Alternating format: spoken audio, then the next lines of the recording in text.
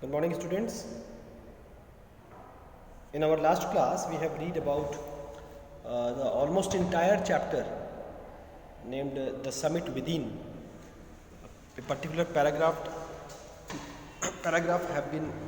has been left out. So, after reading this particular paragraph, we will discuss about the exercises of this chapter. As you can see on the screen that the last paragraph has been left out. तो पढ़ते हैं इसको. I venture to think that my experience as an Everester has provided me with the inspiration to face life's ordeals resolutely. Climbing the mountain was a worthwhile experience. Conquest of the internal summit is equally worthwhile. The internal summits are perhaps higher than Everest. कितनी बड़ी बात कही है writer ने कि Everest पे चढ़ना, जो चढ़ने का एक्सपीरियंस है, वो मुझे ये सिखाया है कि किस तरह से जीवन के मुश्किलों को झेला जाए. जीवन की मुश्किलों को झेलने के लिए जो दम चाहिए, जो शक्ति चाहिए, जो डिटर्मिनेशन या मानसिक जोर या लगन चाहिए, वो राइटर को एवरेस्ट चढ़ाई के दौरान सीखने को मिली. राइटर का कहना है कि एवरेस्ट पे चढ़ना तो अपने आप में बहुत बड़ा अनुभव है ही, लेकिन अंदरूनी एवरेस्ट को जीतना, मनुष्य के अंदर में चलने वाली कई सारी नेगेटिव थिंकिंग्स होती हैं, नेगेटिव फीलिंग्स होती हैं, गलत सोच होती है, उन्हें जीतना, ये भी एवरेस्ट को जीतने से किसी भी अंदाज में कम नहीं है, बल्कि हकीकत में अपने आप को जीतना एवरेस्ट को जीतने से बहुत बड़ा है. इसलिए at the end of the chapter writer का कहना है कि हमें अपने आप को जीतने की ओर विशेष ध्यान देना चाहिए. ओके, अब हम लोग इसकी एक्सरसाइज डील करते हैं. As you can see textual questions में what are the 3 qualities that played a major role in the author's climb. आप लिख सकते हो endurance, persistence and willpower. ये आंसर जो मैं शेयर कर रहा हूँ आप एज इट इज़ अपनी नोटबुक में उतार सकते हो. Why is adventure which is risky also pleasurable. तो any adventure involves a certain amount of difficulties and risks.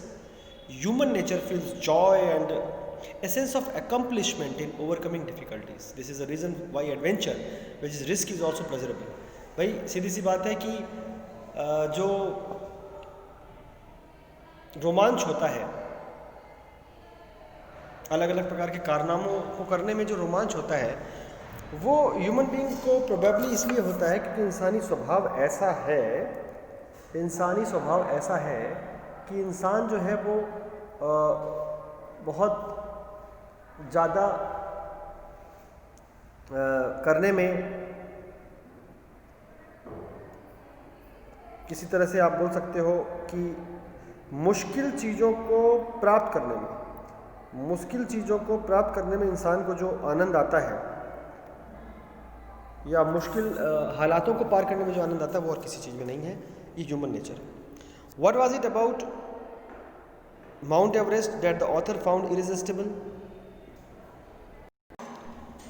सो इसका आंसर आप लिख सकते हो.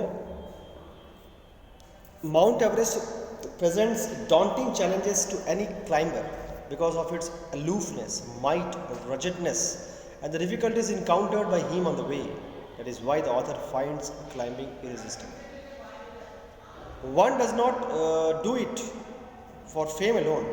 What does one to do it for really? अगर सिर्फ ख्याति पाने के लिए ही कोई व्यक्ति माउंट एवरेस्ट की चढ़ाई नहीं करना चाहता, तो फिर और ख्याति के अलावा या कीर्ति के अलावा, यश के अलावा और क्या चीज़ है जिसके लिए इंसान इतनी ऊंची चढ़ाई करना चाहता होगा. One truly does not climb a high mountain for fame alone. It is a way of providing that one has the qualities to overcome obstacles in life. It satisfies man eternal love for adventure. इंसान कुछ कठिन को जीतना चाहता है, इससे उसको एक अजीबो गरीब संतुष्टि मिलती है, बस यही को चाहता है. और उस किसी भी कठिन काम को एज ए चैलेंज वो करके दिखाना चाहता है। वो कहते हैं ना कि किसी को अगर ये कहा जाए कि तुम ये काम नहीं कर सकते, और फिर अगर आदमी वो काम करके दिखा दे, तो ये है अच्छी बात, ये है संतुष्टि की बात, और शायद इसीलिए इंसान ऐसा करता है। He becomes conscious in a special manner of his own smallness in this large universe. This awareness defines an emotion mentioned in the first paragraph. Which is the emotion? The emotion is that of humility. What were the symbols of reverence left by members of the team on Everest? ये सारी बातें आपको लिखनी है। गुरु नानक की picture, Durga माँ की जो है पिक्चर, फू दोरजी के द्वारा गौतम बुद्धा का मूर्ति रखा जाना, ये सब लिखना है। What according to the writer did his experience as an Everester teach him? The writer's experience as an Everester taught him to be humble. It made him realize his own smallness. It also taught him to be tolerant and courageous in facing life's ordeals.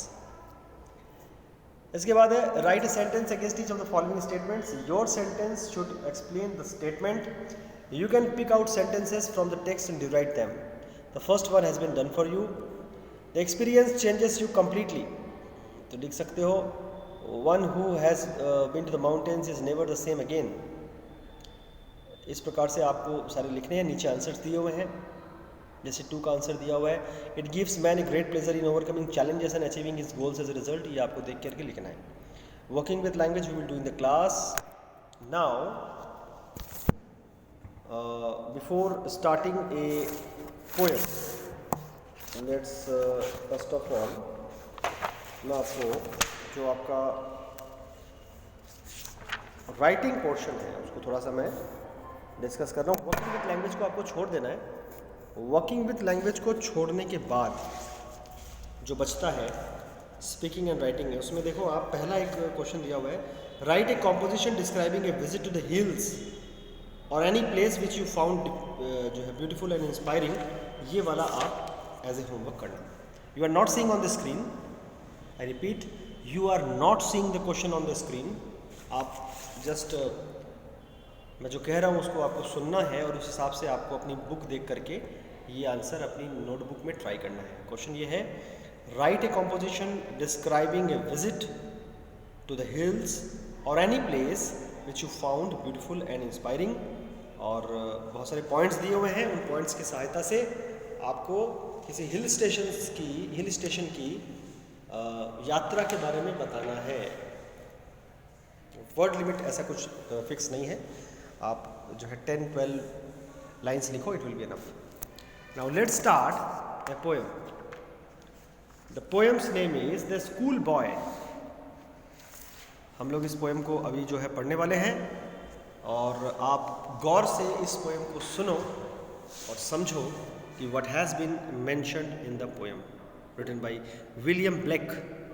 The school boy in the poem is not a happy child. What makes him unhappy?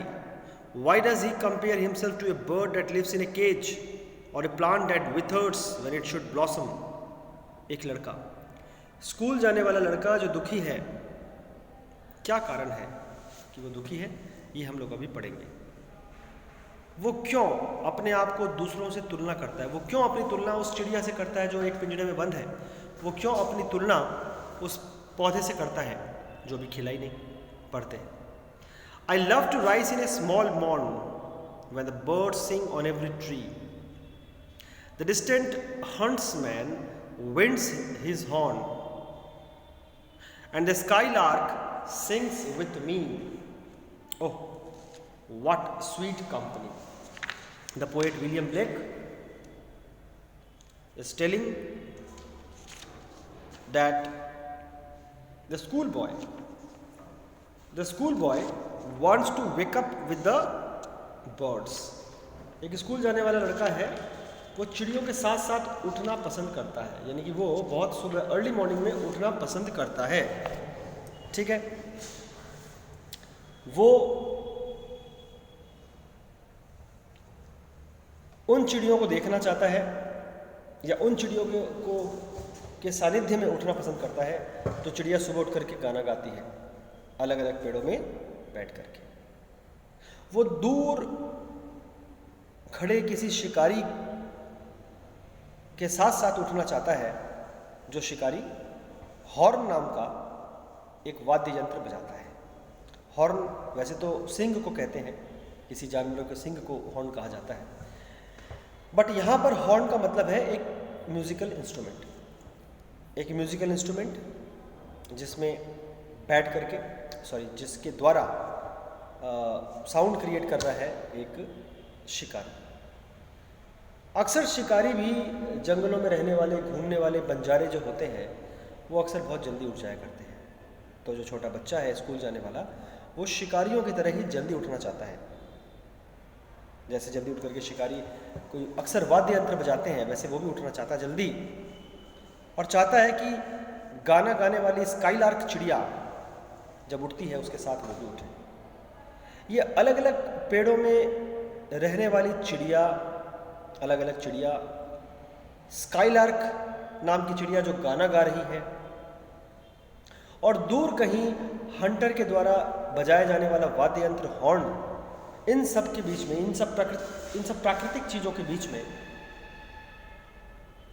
Poet को या बोलो उस school boy को बहुत पसंद है उठना। ये कंपनी उसको बहुत पसंद है। But to go to school in a summer morn, oh it drives all joy away under a cruel eye outworn. The little ones spend the day in sign and dismay.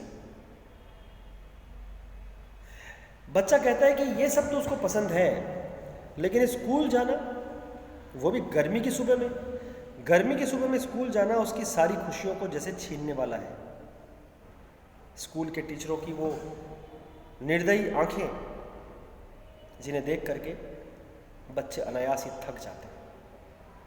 ऐसा उस school boy की सोच है। हालांकि हकीकत में तो जो टीचर्स होते हैं, मोस्ट ऑफ द टीचर्स, वो काफ़ी लविंग और केयरिंग ही होते हैं, मतलब क्रूएल नहीं होते। But according to the school boy, the teachers, the most of the teachers are very cruel, their eyes are cruel. वो हमेशा स्कूल बॉय का सोचना है कि टीचर्स हमेशा बच्चों को बहुत ज़्यादा मेहनत करवाते हैं, बहुत खटाते हैं, बहुत परेशान करते हैं, और उनके द्वारा परेशान किए जाने के बाद, उनके द्वारा क्रूएल आंखों से देखे जाने के कारण बच्चे बेहद थक जाते हैं। द लिटिल वंस, तो इस तरह से बच्चे जब स्कूल जाते हैं, स्कूल बॉय जब स्कूल जाता है, तो वो बहुत दुख में और बहुत निराशा में अपने स्कूल की क्लासेस बिताता है। There are times I dropping sit and spend many an anxious hour, nor in my book can I take delight, nor sit in learning's bower, worn through with a dreary shower. देखो school boy आगे क्या कहता है। School boy का कहना है कि कोई कोई समय ऐसा आता है जब वो थोड़े चिंतित होकर के बैठा रहता है, और किताबें पढ़ना भी उसको पसंद नहीं आता, किसी बागीचे में बैठना भी उसको पसंद नहीं आता, और न ही कोई गीत या कोई बातें गुनगुनाना उसको पसंद आता है। अक्सर उसकी लाइफ में ऐसा समय आता है। How can the bird that is born for joy sit in a cage and sing? How can a child when fears annoy but droop his tender wing and forget his youthful spring? किस तरह से the school boy का कहना है कि किस तरह से एक चिड़िया जो उड़ने और चहचहाने के, मतलब जो घूमने फिरने के लिए ही बनी थी, उसको अगर आप पिंजरे में कैद कर दो तो उसकी क्या हाल होगी? वो पिंजरे में क्या जो गाएगी वो क्या मन से गाएगी? नो। उसी तरह से कैसे एक बच्चा खुश रह पाएगा अगर उसको डर परेशान करता है, और उसके जो मुलायम पंख है उसको काटने की कोशिश करता है, बेंड करने की कोशिश करता है वो डर। और उसके जो बचपन की जो खुशियां हैं या बचपन का जो स्वाभाविक जो उसके क्रियाकलाप है उन्हें बाधित करता है। O father and mother, if birds are nipped and blossoms blown away, and if the tender plants are stripped of their joy in the springing day, by sorrow and care's dismay, how shall the summer arise in joy, or the summer fruits appear? Poet का कहना है कि किस तरह से कोई बच्चा खुश रहे। वो अपने माता पिता को एक्चुअली स्कूल बॉय पूछता है कि किस तरह से एक बच्चा खुश रहे अगर उसके वो जो बच्चा है, जो छोटा सा बच्चा है, उसके बर्ड्स को यानी कि उसके एक तरह से पंखों को अगर जो है कतर दिया जाए, काट दिया जाए, उसको खिलने ही ना दिया जाए तो वो बच्चा कैसे खुश रहेगा। जैसे किसी एक छोटे से पौधे को आप अगर खाद ना दो, पानी ना दो, सूरज की धूप ना दो तो वो जैसे मुरझा जाता है। उसी प्रकार से बच्चे के साथ भी होता है। बच्चे को अगर स्वाभाविक रूप से बढ़ने या खिलने ना दिया जाए तो क्या होगा उसका। By sorrow and cares dismay, how shall the summer rise in joy, or the summer fruits appear. तो पोएट का कहना है कि किस तरह से एक बच्चा अगर उसको बढ़ने ना दिया जाए, खिलने ना दिया जाए तो वो खुश कैसे रहेगा। उसके ऊपर सिर्फ चिंता की जाएगी और वो दुखी रहेगा और परेशान रहेगा, निराश रहेगा। गर्मी का मौसम कैसे खुश रह सकता है, और द समर फ्रूट्स अपीयर, तो समर का मौसम कैसे खुश रह सकता है और समर के जो फल है वो कैसे खिलेंगे अगर उनकी देखभाल न की जाए। तो डायरेक्टली और indirectly the school boy wants to say that he actually don't want to go to school. In the poem, the poet presents the unhappiness of a child who is deprived of his natural communion with nature's beauty. He is denied gaiety and is burdened with books and schoolwork. The rote of learning is dull and depressing to the child. कुल मिलाकर के बच्चा जो है ये school जाना पसंद नहीं करता और स्कूल जाने को एक प्रकार का दुख और निराशा का माहौल या समय वो मानता है। So this is the poem all about students.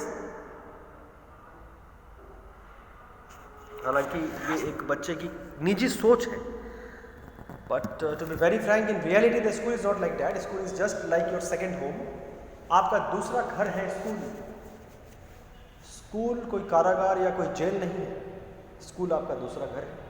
पहला घर is your home, obviously, your house, your home, and the second home is school. विद्यालय आपका दूसरा घर है। यहां आकर के यकीन मानो ज़्यादातर टीचर्स जो हैं वो बहुत ही लविंग और केयरिंग होते हैं। हाँ, ऑब्वियसली कुछ टीचर्स ज़्यादा स्ट्रिक्ट आपको मिल सकते हैं, लेकिन ज़्यादातर टीचर्स बहुत लविंग और केयरिंग होते हैं। Because in a school we teachers are also means before being the teachers we are also taught that how to deal with the students, and we try our best to satisfy the needs of the students, to satisfy the curiosities of the students. We always try to help them. We try. Sometimes we may fail, but we always try. So that's the poem all about, and that's my opinion all about. आज के लिए इतना ही students, और अगली class में हम लोग इस छोटी सी पोएम के जो वर्ड मीनिंग्स जो एक्सरसाइजेस है वो डील करेंगे और आगे बढ़ेंगे। That's all for today, students. Thank you very much. Have a nice day.